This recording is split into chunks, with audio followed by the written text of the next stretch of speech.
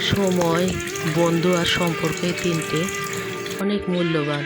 আমরা এটা বিনামূল্যে পাই।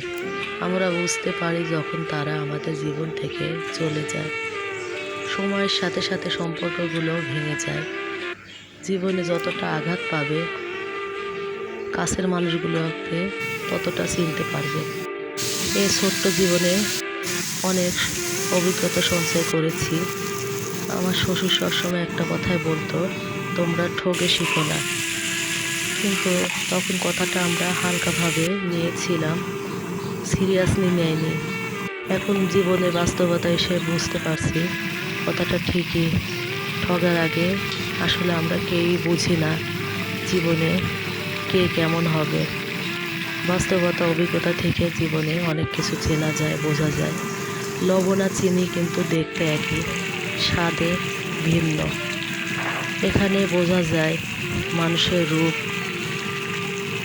মানুষ সব দেখতে একই, কিন্তু তার চেহারাটা আলাদা।